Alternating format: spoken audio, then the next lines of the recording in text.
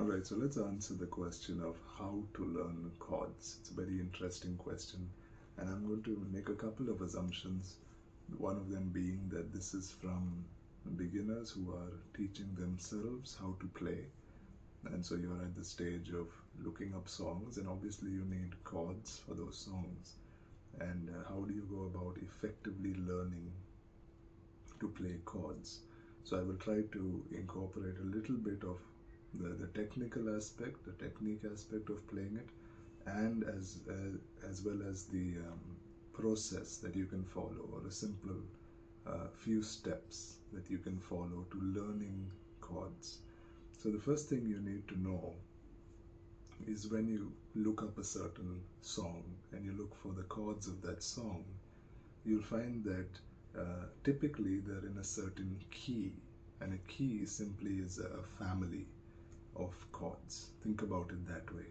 And everything is related to that key. So if it's in the key of G, the chords will relate to the G major chord, and the song usually will find a resolution in the G major chord. I'll give you an example. If I'm playing in the key of G,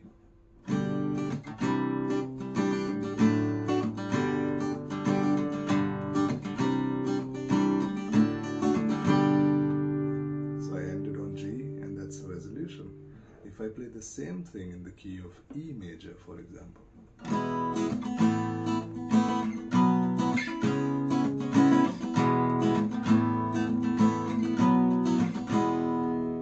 it found resolution, or it reached home or completion at the E major chord. If I do the same thing in the key of C major,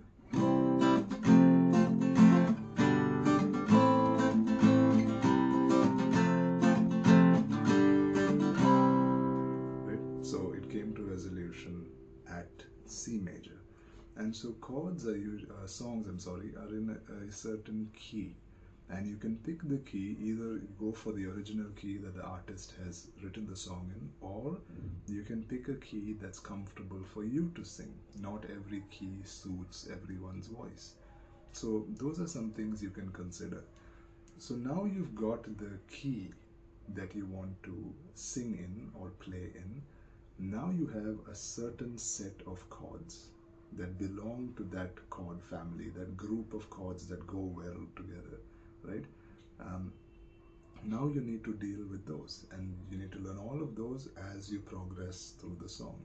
So learning song by song is a good way to learn different chords. So how do you actually learn these chords? Well, chords are just a group of notes put together, and the way the notes relate to each other, or the distance between the notes, is what determines whether a chord is a major chord or a minor chord. I'll give you an example. This is an A major chord, and this is an A minor chord. The difference between the two chords is this note. So this is A major, this is A minor, right? So it's how the notes are related to each other that make a chord a major or minor, all right? And in a certain group of chords, in a certain key, some of the chords are major chords, some of the chords are minor chords, all right? Now, the technical aspect of playing chords is simply the same way that you would play individual notes, but now you're playing multiple notes at the same time, and so you're pressing down two notes at the same time, or three notes, or four notes, or even five notes, and some of those notes might be with open strings. So if I'm playing an E minor chord, I'm pressing down only two notes, and I'm playing all the way down. The rest of the notes I needed were in the open strings, right? If I play a C major, I'm pressing down three notes, and the rest of the notes I needed were in the open strings, okay? So that's how you do it. And as you repeat that, and you consistently work at it, applying the right amount of pressure, adjusting your fingers, so there is a generalized shape for different chords, but the way you can adjust your hand or your wrist even according to the size of your hand or the size of your fingers. It's different for different people. The notes are the same, but you know, I have a student who, when he plays a C major, he plays it like this. But for me, for my hand size, I play it, you know, like that. The same notes, but my hand is tilted a little bit. There's some fine tuning that you have to do according to your hand size and your finger size. All right. So how do we learn these chords? You know which chords you want to learn.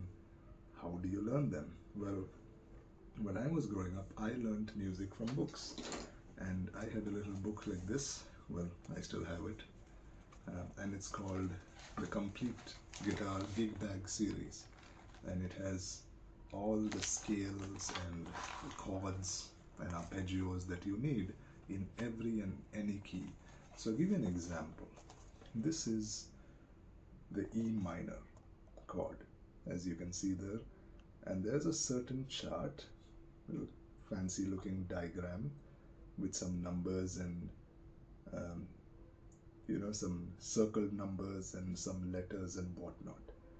Now this is the E minor chord, and this one, that's the basic shape, and the next one, the next picture, is another way to play the E minor chord. So they're giving you an alternate shape, and you can notice that there's a little X and there are some O's. Those are not hugs and kisses, those are open strings or don't play the strings. So an X means you don't play the string, and O means you play it as an open string. So I will try to play a few chords for you and put a little chord diagram according to the way I'm playing it. But focus on some things. Now the dark black band that you can see, let's say right here. I have to find it with my finger. Here. Alright, this one, this is the nut of the guitar. That's this part. Okay. And the progressive lines that you see, the vertical ones are frets. The horizontal ones obviously are the strings. And different chord charts can vary slightly in their description. So the way it's usually demonstrated in a chart, it looks like it's upside down, but that's because they're giving you the top view of the guitar. So if you were to look at your guitar like this, and you pick which notes you want to play, that's the orientation that they're giving you.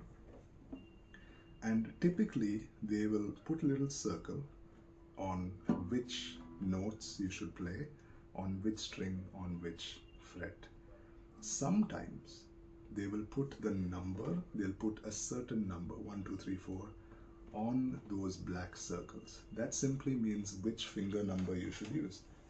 So if you were to look at this E minor again, it gives you two notes, the numbers 2 and 3, on the A and the D strings. So this is the top string, this is the bottom string. All right. And so how does it look if I were to follow this diagram and play? Well, second finger here, third finger here, and it says the rest are all open strings. That's all you have to do. And in like manner, you can look up all the other chords that you want.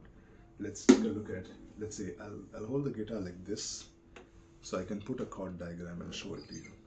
But if I were to play the C major, right, this is the nut over here.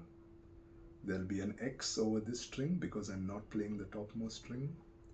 This will have a dot that says 3, 2, and 1 respectively. Okay, but what if I play forward? Right? What if I play forward? Take a look at this diagram.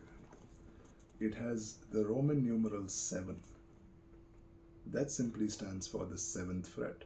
So you have to make this shape on the 7th fret. If you look at this line over here, that means it's a bar.